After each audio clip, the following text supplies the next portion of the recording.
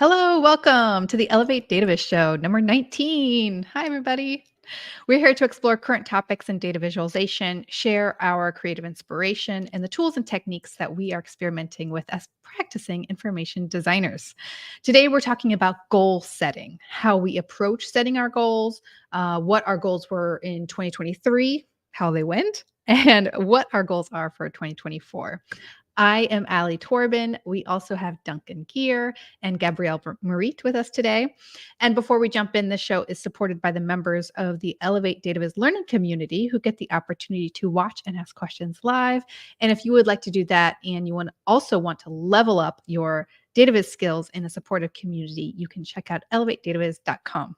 Okay, so how we approach goal setting. It's funny because my approach has actually changed over time. I was very serious about it not so long ago. I guess it was just kind of left over from setting goals at work in more of like a corporate environment. They want you to have like 3 of this kind of KPIs. goal. Yeah, KPIs. How are you going to measure it? So I the last few years, not last year, but the couple of years before that, I would approach it like, okay, kind of what's my big main goal? And then like what little things can I do each quarter to push that forward and just like kind of slowly break it down. And I think that's totally fine. That's nothing wrong with that method. But what I found was that I wasn't like revisiting my list when throughout the year. Like I would be really serious about it in quarter one. And then, things change. And that kind of plan doesn't change well. You have to like redo it all the time if things shift a little bit for you. So I stopped doing that because I kind of felt like it was useless. I love how you very clearly identified the problem with the plan, but then rather than implementing that solution, you just threw the whole thing out the window. well, what I thought was, okay, like, well, this is guess planning doesn't work. this sucks. Well, what I thought was something like that was because it was like year after year. And it's like, well, I don't really know how to make this better. But what I feel like one of the problems is like maybe it's too specific, so it doesn't kind of move with me. And I found it better to kind of just have like one main thing that I am thinking about for the entire year. And I think what also goes along with that is it has to be something you really, really want to do and achieve, like really broad kind of thing, at least for me. Otherwise, it just gets a little bit like things change again, and then it's like, well, that thing doesn't apply anymore. So for me, this past year, it was to write a book. And so that was like something I really wanted to do. I was like, okay, this is the year. It is happening and I have to finish it by the end of 2023. So like I just made it snuck in there. And spoiler alert, you can buy ChartSpark now. Yes, it is up. Chartsparkbook.com. Yeah, so I mean, that's kind of how I'm approaching it now, is just kind of having one big overarching thing to focus on, something so big that I don't even need to write it down. Like I can just remember it. So that worked for me last year, and I'm going to try that again this year. Duncan, how about you? How are you approaching it? Yeah, I mean, it was, I find it very funny what you said about what you used to do and why it didn't work for you, because I do almost exactly that, but with one tiny tweak that makes it work for me. Okay. And that is essentially every 100 days, I just check in and update it. Okay. Yes. It's pretty much just that. Like, so like, yeah, I have a sort of situation in the future, like a kind of like a vision of a situation in the future that I want to be in. And then I think, what are some things that I can do in my life right now that will take me closer to that? And those are kind of my sort of like long-term things. And I try not to have like, I don't know, somewhere between 5 and 12 of those maybe. So these are things, so you're envisioning your future, and these are like specific things, like things you want to achieve, or things like in my future state. Things that will bring me closer to this kind of like perfect moment that I'm envisaging in the future, which may be more vague or less vague. I update it every 100 days, and I basically, look at it and I'm like, is this still what I want? Mhm. And that's what lets me, have that North Star, but allow that North Star to move and Yeah. adapt to what I'm want in life at any given moment. So is Because this a calendar thing you have where it alerts you, okay, after 100 yeah, days, revisit every your 100 goals? days, I Okay. I spend an afternoon or so basically just like reviewing all of like my sort of like top level kind of like vision thing, and then my kind of like longer term goals, and then below that I just make sure that my kind of little to-dos are all taking me in the right direction towards those like medium goals. Okay. I And I should kind of say, oh, kind of sorry, curious. go on, Gabby. No, I'm kind of curious, Duncan. Could you maybe put an example on it? I think it will help me wrap my head around like can you talk about like something you wanted to do and then like after 100 days or 200 days you were like, well, actually this evolved into this, just to see like Mhm. the evolution, I guess, since you have this checking so often. Yeah. So I mean, what I do in kind of my 100-day check-ins is I basically first I start by reading the last one, the last time I checked in, because I make notes about everything. I have like a little document that basically is like, how do I feel like the last 100 days has gone? And then a little space to talk about each of my, I call them quests, which are these kind of like medium term things. And by the way, I should say that I didn't make up this system at all. I adapted it somewhat from a thing called the Anatomy of Equanimity, which I'm going to put a link to in the chat. It's a kind of like, hello, dog. um, it's just a really nice write up. It's quite wordy. It'll take you a while to read, and it's useful to just like take only the bits that are useful to you from it, which is what I've done. My system isn't exactly like that. But this is where all this stuff is coming from. It's where a lot of the terminology is coming from. That perfect moment he refers to as a cadence. The quests he refers to as quests and everything. But yeah, so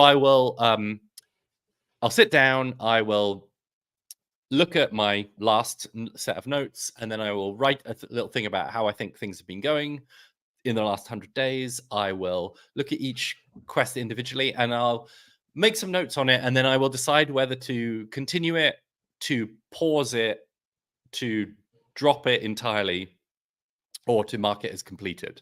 Mhm. And so that's sort of where I'm like, some quests are, well, one of my quests, for example, is stay physically and mentally healthy. I hope that I am going to have that on that list for the rest of my life. Mhm. um You don't achieve that. right, exactly, or in another sense I achieve it hopefully every time, more or Right, less. not a final But destination. right, exactly. People talk a lot about like smart goals and stuff like that. Mhm. People, yeah, if you haven't come across this phrase, Google smart goals and you'll find loads of stuff about it. But I don't think that they are always useful, because there are some things that you will always want to do. You will always want to stay physically and mentally healthy. And just because you can't quantify when you have successfully completed that Right. does not make it something that is not worth striving towards and Mhm. having at the forefront of what you're trying to do. So yeah, so I have some that are like that, but then other ones, for example, earlier this year I set myself a goal of moving to Malmö, which is Hmm. the city I now live in southern Sweden. And I completed that and I was able to tick that off, and it was pretty clear to me what I needed to do to achieve that. In the same way that it's pretty clear to me what I need to do to stay physically and mentally healthy. That's a good So- point. Like, I feel like that was something that wasn't always clear to me in goal setting. It was like, make Mm, it things that you can achieve instead of right. like, I want to get published in the Washington Post. It's like, well, Yeah. there's a lot of things in there that you can't control. The Mm, editor has to like what you see, they have to see it at the right time. Like, there's a lot of things that you can't control. And it does seem like a good goal when you say it, like, oh, yeah, that sounds, ambitious and something yeah. you could achieve. But you also have to have some portion in there that you can control. So maybe it's like I pitched 10 stories to Washington Post and then like Sure. then you're just like letting it go. So I think that's a good Like, distinction. yeah, you can either go to that lower level, pitch 10 stories to the Washington Post, or you can go to the higher level, which would be get published in a major publication. It doesn't necessarily have to be the Washington Post, but if you spread it across lots of different publications, you've got more chance of actually making it happen. As much as you can control it. Yeah. Could we consider almost like that this is the difference between having a concrete goal to work towards and also like a dream? Not that you're not working toward a dream, but like, it's a bit fine. Like for me, I relate to that financially, where I put a minimum of what I want to achieve in the year. Like this is the minimum I need to do to feel comfortable, all this stuff. Like this is the minimum. And then this is the actual budget I would like to hit, like the number. But if I don't, I'm not sad about it because I'm not working towards that goal. It's not a goal. It's like the dream. And then the goal is to make like a lower number, like the achievable. To pay Yes. Yeah, that's a nice distinction. Like there's a dream and it's great to dream, and definitely I'm pro dreaming. But then when you are thinking, okay, well, what do I have to do to move myself forward to that dream? Then that has to be, I think, something a little bit more in your control. Yeah, I think so. So yeah, I go through all of my quests. I feel like where I'm at, I decide whether I'm going to continue them or pause them, or whether it's complete or just abandon it because actually it turns out I don't want to do this anymore, or it didn't make sense as a quest in the first place or whatever. And then the final thing that I do is I just write a letter to my future self. Oh, I love that. Like me in 100 days time. And that's usually it's me saying something like, because I'll know a little bit about like where I'm going to be at hopefully in the next 100 days. And I'll say something like, if all is going well, then you should be, this should be coming up, or you will have just done this. How did that go? And, to me right now, 100 days ago, it's important to me that you did this, this, and this. I hope that's gone well.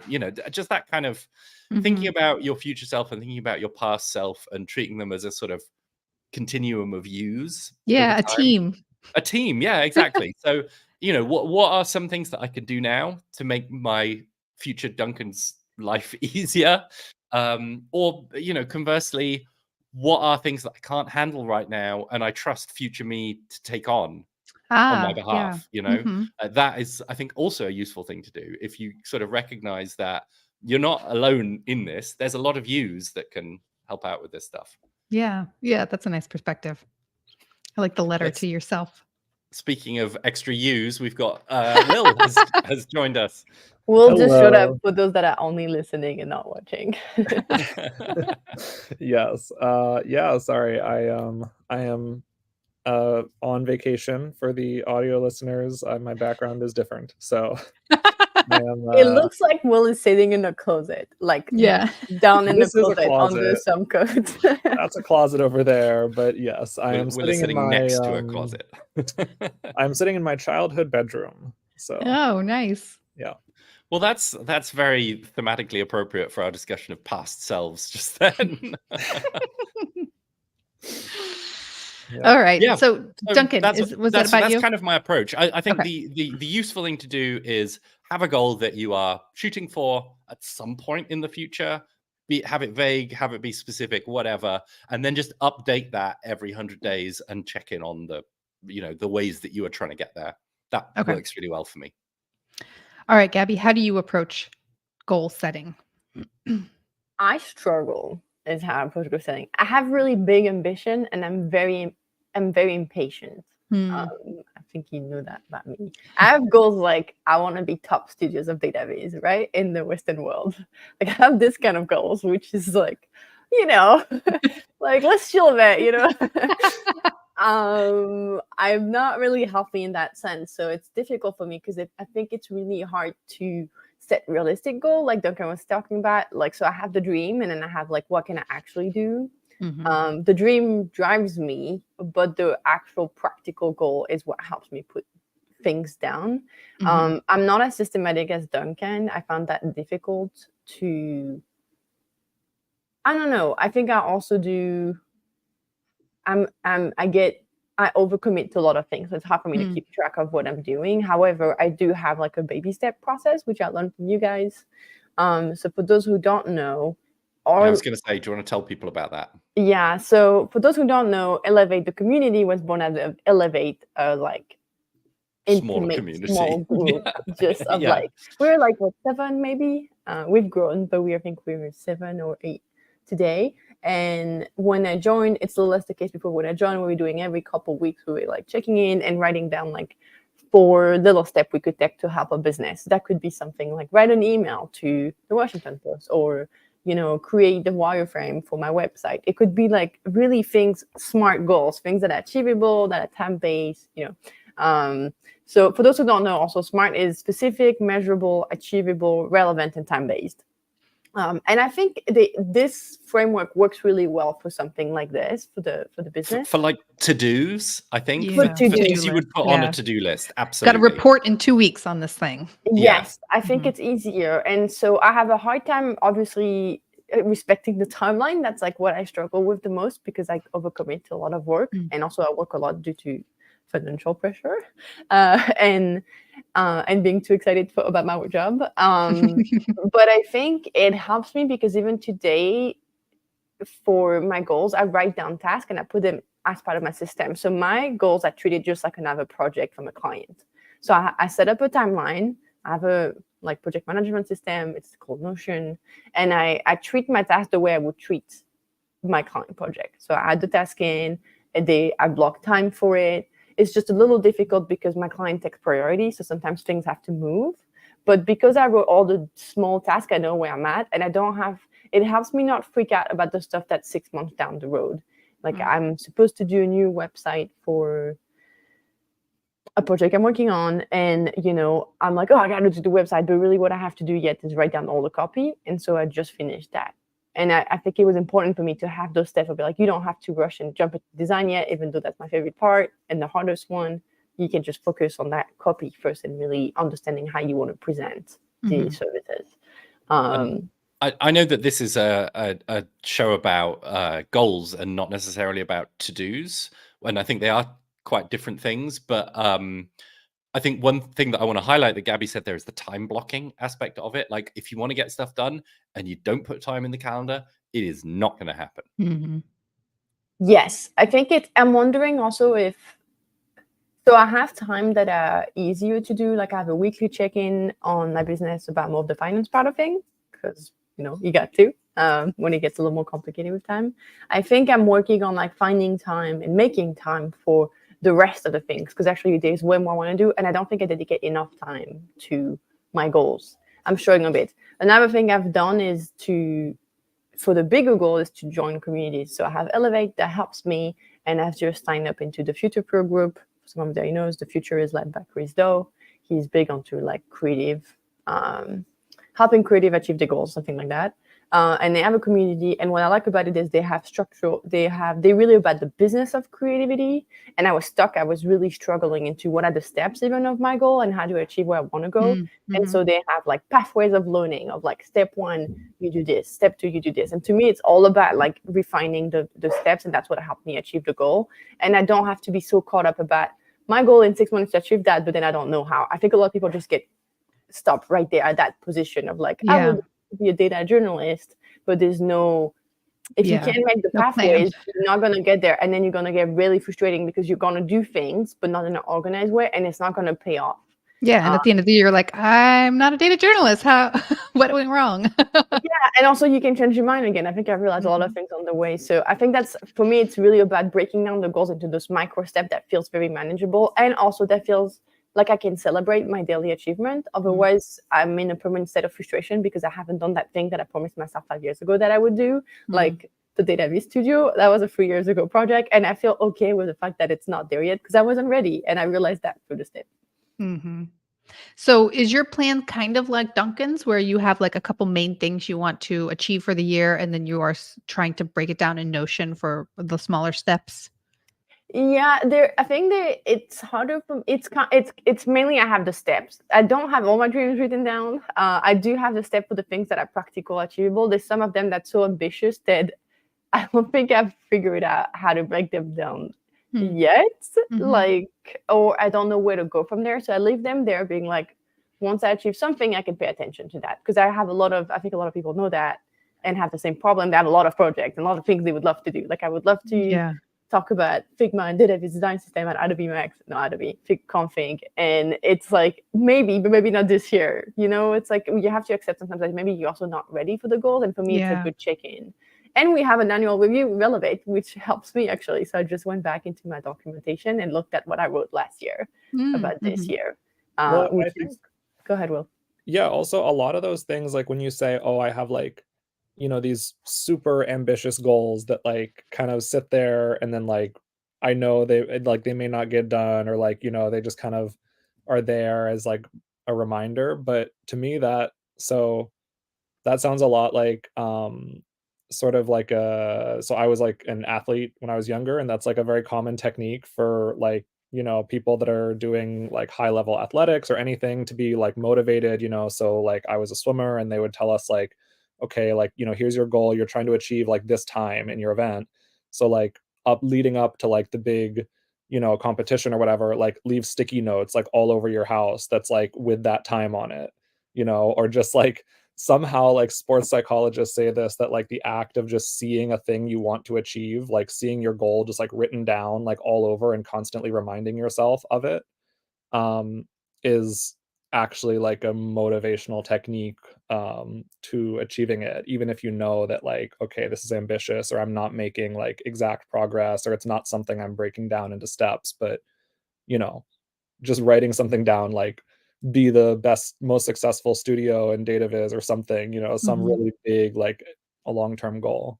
Yeah, that's interesting, because I think it also gives you more patience, because you don't have to attach a time to it. You can, to me, it's easier to attach a time to the small steps than attach to the big goal. Like I wanted to work for Georgia Lupi for my entire life, right? Since I started being aware of the Dataviz field. And then it happened like 4 years after I wanted to do that. You know what I mean?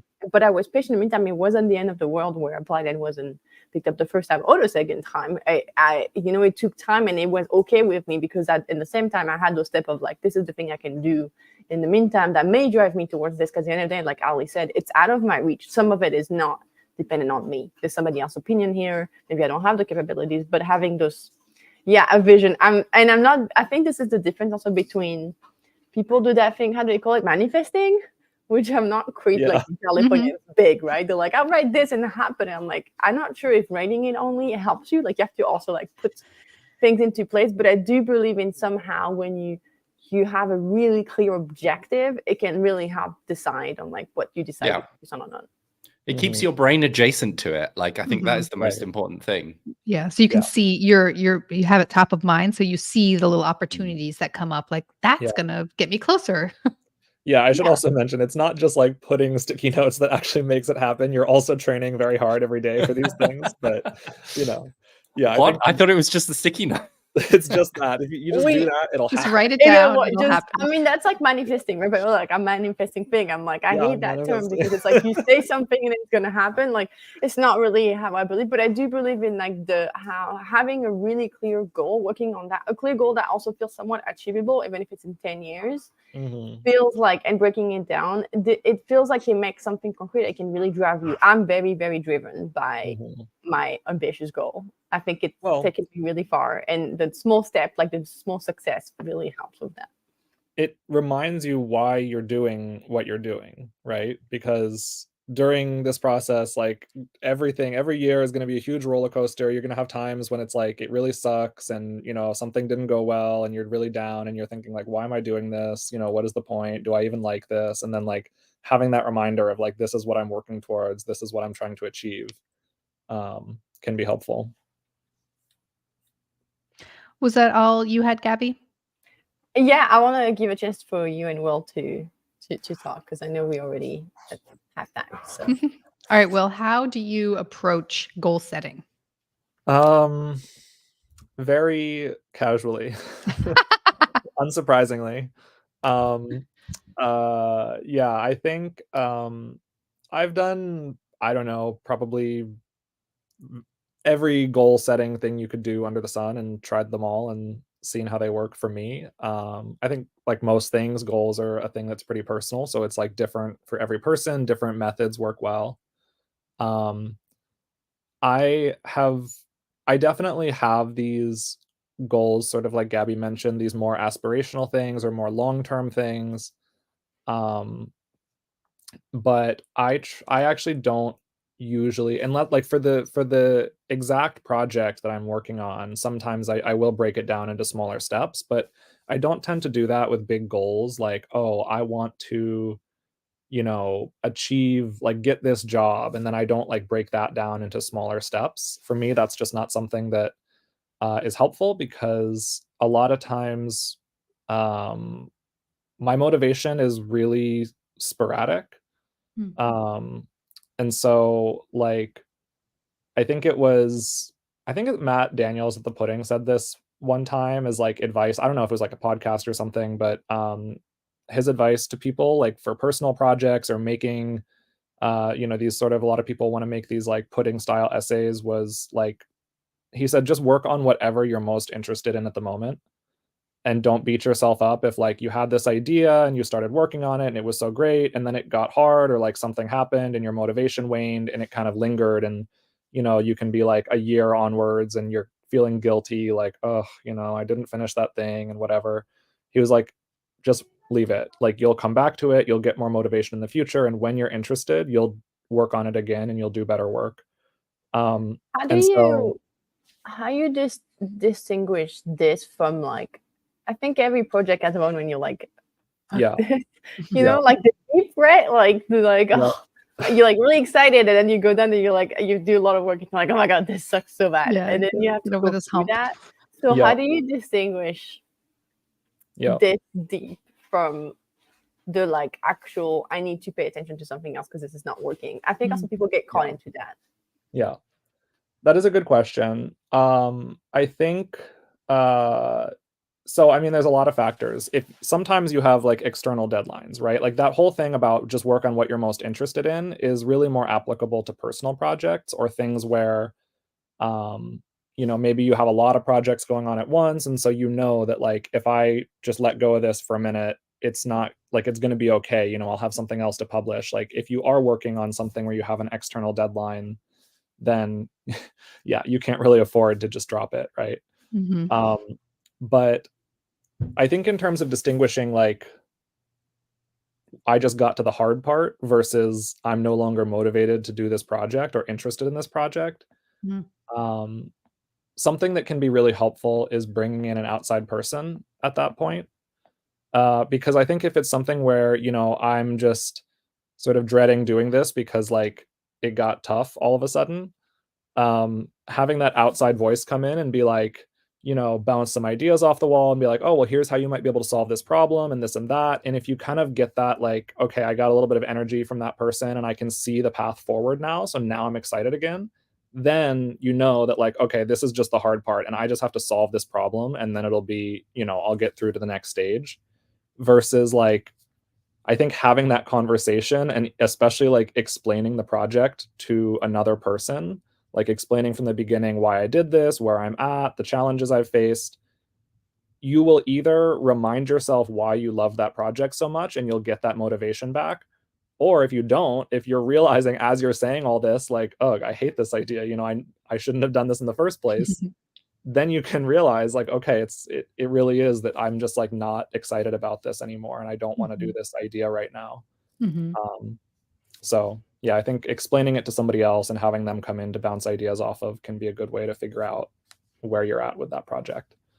Yeah, that reminds me of the book Who Not How. And it just talks about, rather than thinking about how am I going to do this, how am I going to finish this project, just think about who could help me with this, like this particular problem I have, who could help me, who could I bounce ideas off of, or just like, could I talk to my partner and just talk about it like you said, and get see if you can rediscover that spark you had for it. It's amazing how great partners can be for that. Yeah. It's like, just a even if they work in a soundboard. completely different field or whatever. Yeah.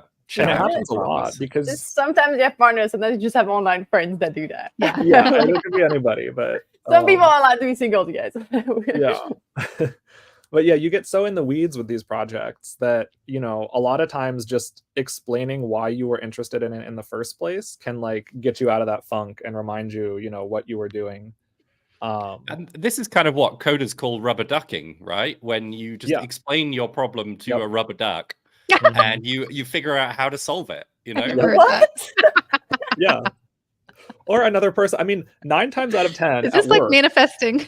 yeah, The developers at work when we're having this problem, like I'm not the best developer, but a lot of times like people on our team that are much better developers than I will be like, I'm having this problem. Can I just talk to you about it and explain it? And like, I don't do anything. I just sit there and listen, and them You're the rubber explaining duck. it, they solve. It's like, it's very much like talk therapy, you know, like You're a Yeah. good rubber duck, Will. yeah, you're just explain your problems to your therapist, and you know, just the act of doing that can help you feel better a lot of times. So Yeah. same thing with this. Yeah. Love that. But yeah, so going back to goals, I do set goals, and sometimes it's more in my mind than on paper, but I set pretty vague goals, things like, you know, I want to get better at mapping. Like that was something that I did this year. And yeah, it was more like I just kept that in the back of my mind. And so anytime when opportunities came up to do more cartography intensive projects, I jumped at them. You know, I tried to push myself each time to like, you know, learn this new tool or get a little bit better or try this new technique or something. You know, make some connections within the community, like talk to some people that are better cartographers than I am, things like that. So, you know, that was something also that came up. Like, I don't know if I had that goal on like January 1st, but it was sometime during the year that I realized this is a thing I'm interested in and I want to do. So I added it to my goals or made it part of my goals. And that's generally how I approach things. Like, I don't say that all your goals have to be set on January 1st and then they won't change. Like, you know, you're gonna come up with new ideas throughout the year, things you're interested in, things you realize you should be doing. Maybe some of the stuff you thought at the beginning of the year, you're gonna realize, you know, I don't really need to do that. That's not so important anymore, or it just doesn't make sense. So don't feel bad about like dropping a goal or just, you know, forgetting about something. And yeah, that's how I generally approach it. Very casual, very like, you know, large format, flexible, because projects always take twists and turns. So I think, especially if you're doing more like research intensive projects or things where like you don't know if it will work out, there's reasons beyond your control that projects cannot work out. And so sometimes, if you're doing work like that, setting really like specific numerical goals, like I'm going to publish 8 projects this year. You know, maybe you won't achieve that because of reasons that are sort of beyond your control. And so, you know, it's not bad to set goals like that, but you have to have a lot of, I think, like flexibility and grace for yourself. And maybe it's something where instead of saying like, I will publish 8 projects, you say like, I will, you know, attempt 8 projects. Like I will initiate 8 projects and, you know, try my best to publish them. And if it doesn't work, it's, you know, I still achieve the goal of like initiating and attempting that project.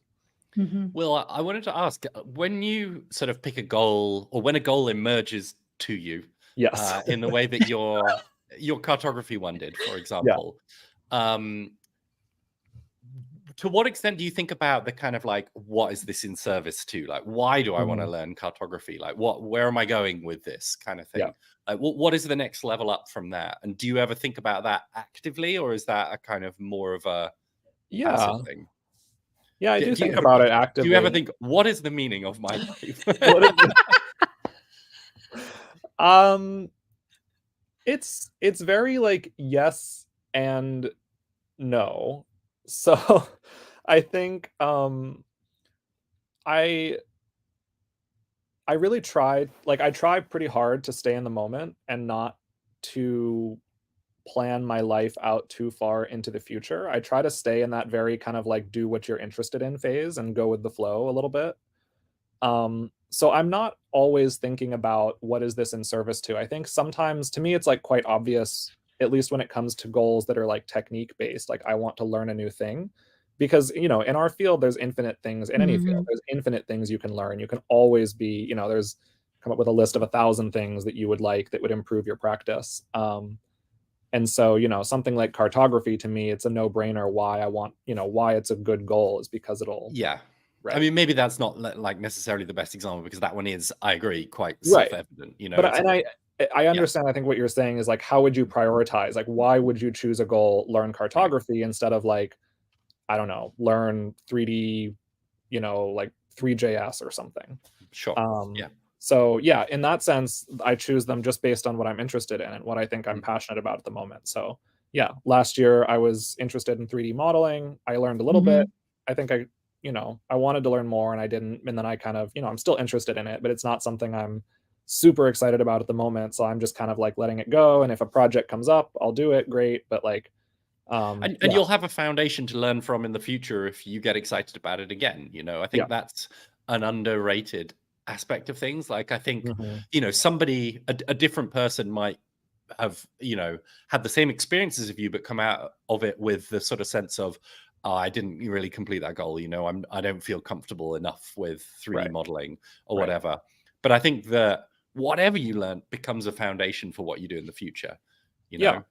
Would that also mean that the goal was, I think it's also, we have to talk about like calibrating goals, because I think people put goals on before they even, like you said, Will, you were like, well, I want to learn 3D modeling, but also like you're interested, but you haven't even tried, right? Yet when you put that goal down. So maybe the goal is more like, I want to get an intro to 3D modeling and then decide if I want to learn 3D modeling. You know what I mean? I think sometimes also people do that. And I see in a group or community all the time where people come in and they're like, I want to go freelance. I want to make money freelance. And it's like, it's too big of a goal. How about I think that can be the dream or the vision, and you can always tweak that later down the road, because maybe you realize once you start having to do the client work and like all this like extra admin stuff and like on top of your job, you realize that actually you kind of like your full-time job, because you get a salary paycheck every month, a paycheck every month. It's a bit more stable. It's a bit less work. Yeah. I hope people don't get offended by that, but it's a little easier. Let's say that people who you work with, like that kind of thing, and then you realize that you actually would love to do freelance, but just on the side. So I think also like setting a goal that is, you can have a dream, but maybe the setting the goal is to have something that you can achieve, so that way you don't get frustrated, and it's okay to let go of the dream if the dream changes. Yeah, and I think there's a lot of like, there's also a lot of sort of difference in how I set goals based on the phase of my life. And so, there was a phase in my life when I was like, I had a very clear goal, which was like, I want to work in data journalism. And so, that was a case where I really did kind of have a more specific thing. And I like didn't break it down like, okay, this week I'm going to do this and that, but it was broken down into like, okay, here are some steps I can take. I'm going to learn this. I'm going to learn this, blah, blah, blah. Like build a portfolio, apply to some jobs, that kind of thing. Right. And so now I think I'm at a phase where like it's a little bit less clear, and I'm also sort of trying to figure out in my mind, like, what do I want to do in 10 years? I'm not exactly sure. And so that's part of the reason that my goals are a little more nebulous, is because, I'm happy with what I'm doing right now. And so I don't necessarily feel like, oh, I'm unfulfilled, like I need to achieve something else in order to get whatever. And so I'm just treating this as a time when I can kind of like, again, just go with the flow more, like still learning and developing and trying to achieve things, obviously, but I don't feel this like I need a burning fire under me to like achieve this next thing. But also because your goal has changed. I mean, you just bought a house. Exactly. I don't know if it's TMI, but I think it's also because your personal goals have also been prioritized, so you can enjoy the stability of a job, and then I think it's important to, I guess this is an extension of what I was saying earlier, which is that recognize that future you is a different person and wants different things and will need different things. And past you wanted different things and will need different things. And all of these things are okay. And all you can do as present you is just respect that, really, respect that past you wanted this for you, even if you don't necessarily want it.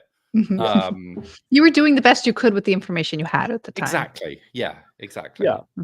Yeah. I mean, broadly, the goal is always like maximize happiness and enjoyment of life, right? So that's a very utilitarian approach. In service to that, and this has all been very professional focused. But like Gabby says, there's like a whole, there's the other half or more, far more than half of your life, which is, your personal life and personal goals and things you have, my house and dog and partner and all those things and family and stuff you want to do there. So it's all about balancing those things, of course. Yeah, that could be a whole nother episode of how do you choose which goals to do at one time in terms of personal, professional. And a lot of times, sometimes they overlap too. And especially for people who do freelance stuff, it kind of feels like the lines blur between. merge. I was going to say it's more of a continuum than a binary. Yeah, it is. Yeah, so it can get especially confusing. But maybe with the last 20 minutes, we can talk about what our goals were for 2023 and what we plan to do for 2024. Just maybe Wait, Ali, did you do your turn? I did. I kind of talked about it at the beginning, right? Just like I have like one big thing. That's true. One big thing.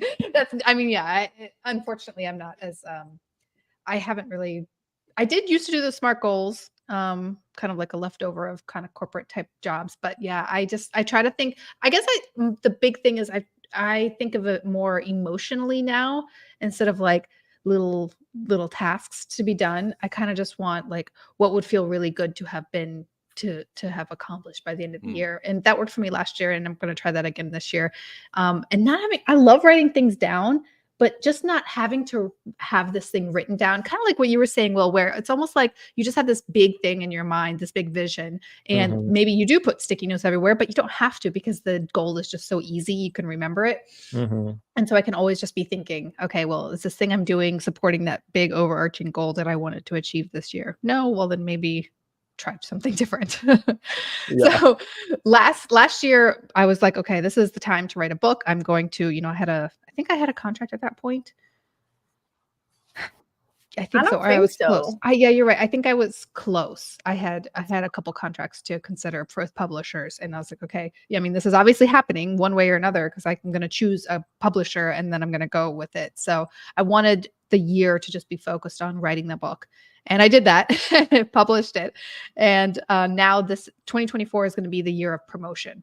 So I'm just focusing on. I just spent 18 months working on this book, so I feel like I have to give it a good shot by actually telling people about it, because how are people supposed to know about it if you don't tell anyone about it? So a year of promotion doesn't sound like, I don't know, the most amazing dream anyone has ever had.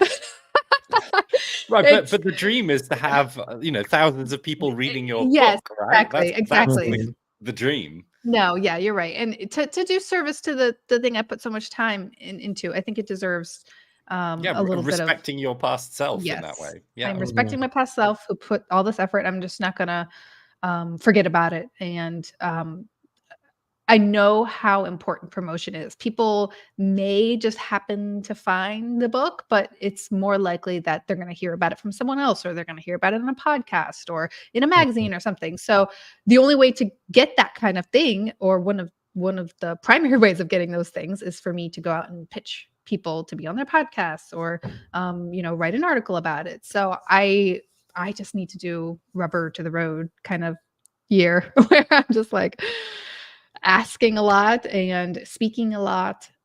So that's my primary focus for 2024. Yeah, I guess that's it. I'm just trying to make it year of promotion. Published was last year. Promote. Maybe they all need to start with P's. Yeah. What about you, Duncan? Yeah, I mean, I because I'm me, I had a lot of goals last year, and we don't have time to talk about all of them. But one thing that I think I will talk about is financial goals, because I think this might be a useful thing to talk about. So last year I think it was like my business's best year ever. It was a really, really good year.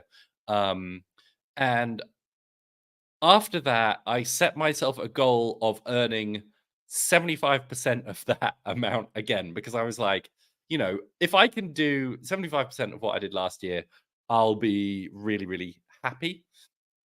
And also partly because I knew that last year was kind of a slog, and I didn't kind of want that for me again this year. I hit that financial goal, but then I exceeded it, and I kind of am on course to earn about the same amount again. And this year has also been a slog. And like I feel super burnt out at the moment. So like, you know, it's one of these like double-edged sword things, or maybe it's a like my diamond shoes are too tight kind of situation, whatever. But I think like for the first time I think ever, my goal next year is to actually earn less money, I think, than I did this year. And like that seems like a slightly ridiculous thing to say, I think, probably to a lot of people who are listening. But what it really means is not doing less work and just like putting my feet up. It's more directing my time to things that are more like R&D oriented, you know, personal projects, like things that are investments for the future rather than like bulking up, you know, my, you know, war chest for now or whatever. Things that right? fill your cup, those kinds of things. Exactly. Activities. I've done 2 years of that, and I, you know, those have been great. But I want to, again, from the same framing of respect the work that my past selves have done in doing that, and what they wanted, which is future me, which is present me now, to be able to have more freedom to kind of do more interesting, creative, less commercially oriented things. And so I'm going to try and do that next year, I think. Going to try and earn less money.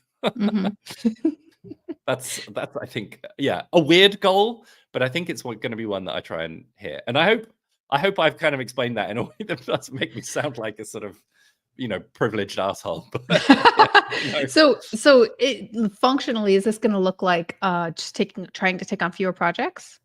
Trying to take on fewer projects and just kind of like spinning fewer plates at the same time. I think, you know, I'm going to try and wrap things up and not immediately replace them with new things.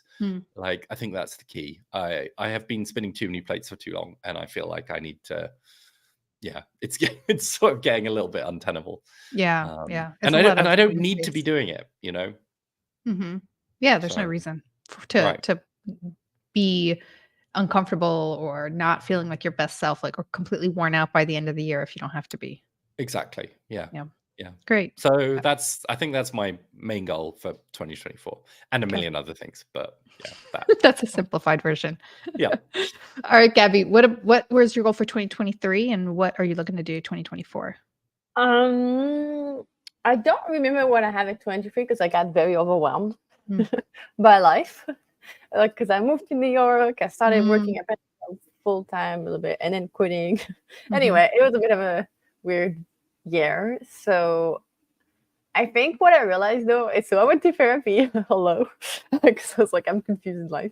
And it kind of helped me realize what mattered more, what I wanted to do more of. I think I had a really hard time with doing that before.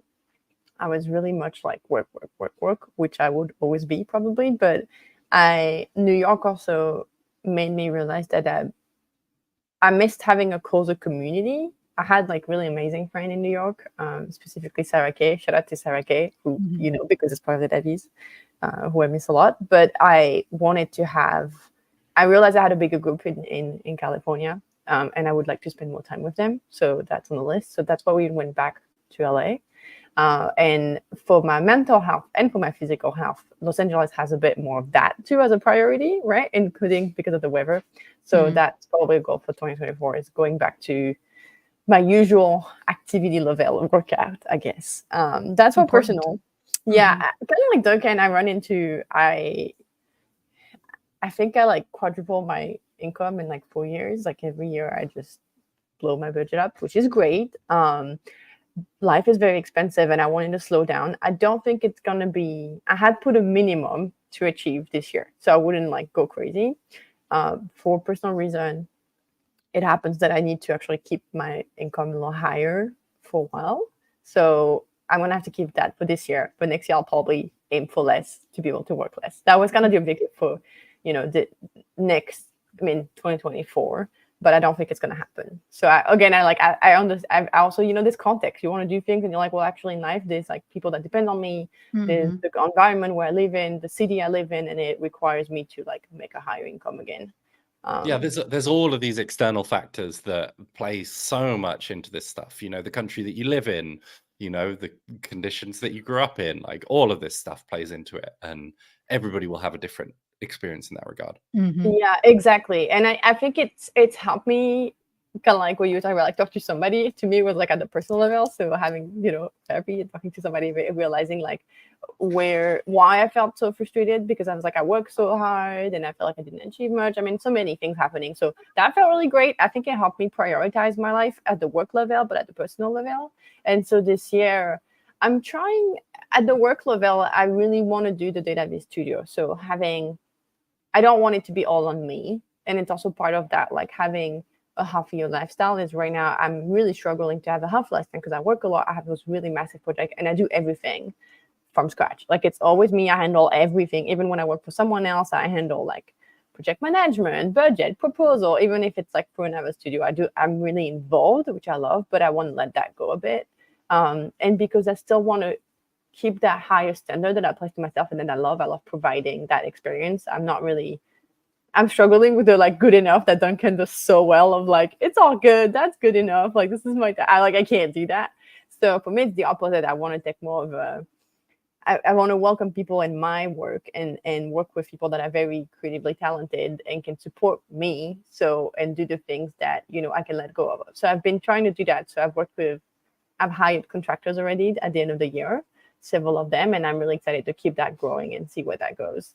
And then I have a bunch of other goals like config and whatever, but this is kind of like the bigger. I think I want to have a system where I have a studio where it's not about me all the time, and I don't have to pull out all those like 4 a.m. working late night session like I did this whole week. I just don't want to do that anymore. I would love to be able to expand that and keep my financial income because it's always a balance. Yeah, more profitable getting the studio together. Yeah, and also it gets me really excited to be able to have people coming in that I can, even that are really good and I think should be recognized more, because I work with a lot of people that have struggled as freelancers because they have the creative qualities and the technical skills, but they have less of the client management skill that I feel very comfortable with. So having people on the wing and allowing them to enjoy freelance again without the pressure of dealing with a client, which I don't mind doing, that feels really rewarding to me to have like all those people that I can help do the best work with less pressure. Yeah, that does sound nice. One thing I wanted to mention there, it just kind of made me think of when you mentioned your goal to speak at Figma Config, is the value and the importance of telling other people what your goals are. True.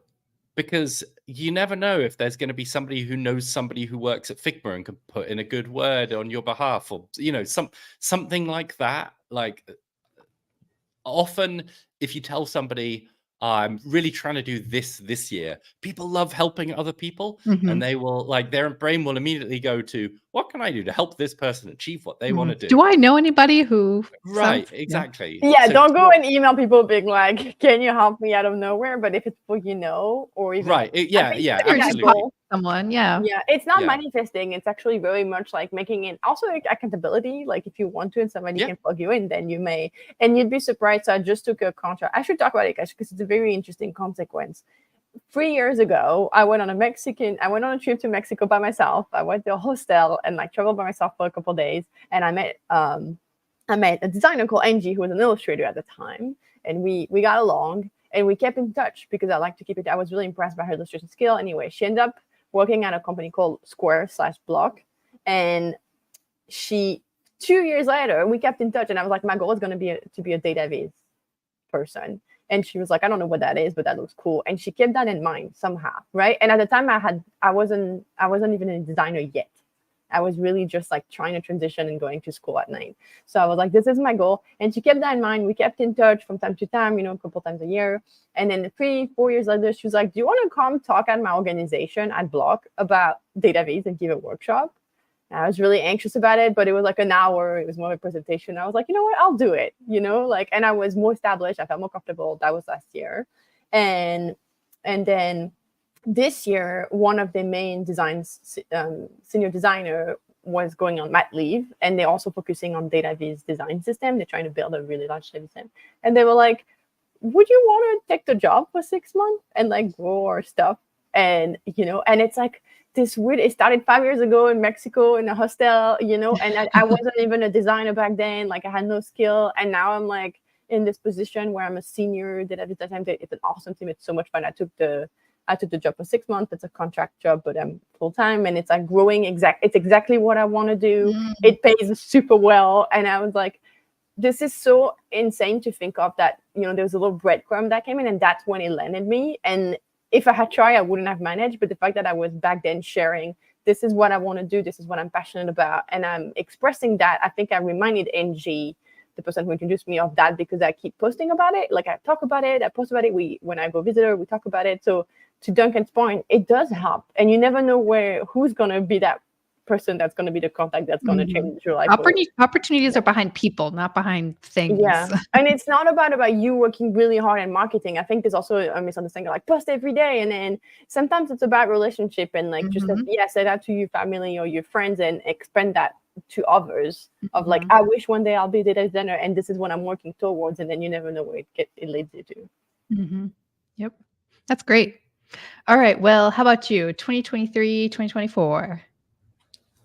I feel like my 2023 goal was to like just survive my personal life because I had so many transitions, right? Like I moved, bought a house, got a dog, all these things. And so I survived that. So that was achieved. And I think it was really, in terms of like professional goals, it was really more about like we had just started this new team at Axios that I was leading. And so, it was really about like establishing ourselves and figuring out how we work together and just trying to like publish as much good work as we can. I think we had a goal of publishing like one project a month. And I don't know if we actually hit that, but we published lots of good projects. Like I think it almost once a month, probably. And so, yeah, like I was really proud of the work we did. I think we figured out so many different aspects of like what works, what doesn't, really kind of like laying all the groundwork for this team that now exists. And so I think in terms of 2024 goals, one of them is to get back into freelancing a little bit, actually. I don't have time to do a lot, but like I would like to do like I think one large interesting freelance project in 2024. So that's in terms of sort of personal work I'm setting. And then the other side of professional stuff like at Axios is more about like mentoring other people and helping them to succeed, and then simultaneously stopping myself from doing too many things at once, because I realized this year that like a lot of times what was happening is I was like managing projects, managing people, like other people were doing a lot of the work on the projects, but I was still like managing them and doing all like the editing and the like admin work and like wrangling cats and just like the million things that it takes to get a project published. And that is like a full-time job. And so I was trying to do that and also work on my own projects and actually do like the research and the design and the data analysis and the coding and stuff. And I think I've realized that I cannot do both of those things simultaneously. So that is a big part of the goal in terms of like, I still need to find a way to be able to do my own work. And so maybe part of that is the freelance stuff, but yeah, trying to really split what I'm doing more so that, I'm either working on a project or I'm helping other people get their projects published, but not doing both at the same time. Yeah. I mean, kind of like Duncan was saying, like just try to stop spinning so many hats. It's hard. Yeah. Spinning the plates, I think. Wearing hats. And hats, Spinning hats is hard too. Yeah. So that's the goal. Spin less plates and hats. English is my first language. Don't wear too many plates. Just put a plate on your head. That's great. Yeah, I think all these goals are kind of related, and we're just going to try to do a little bit less, but while also trying to respect our past selves. I think that was the thing that kept coming up, and doing as much and our as we future can. selves. Yeah, respecting all of ourselves Mhm. and pushing our work the forward. continuum of you. That'd be a cool visual. All right. Well, thanks for joining us today. And if you have any follow-up questions, you can join our Elevate Dataviz learning community at elevatedataviz.com. And I hope you have a happy new year, everyone. Bye. Thanks, everyone. Bye, Bye-bye. guys. Happy holidays. Bye.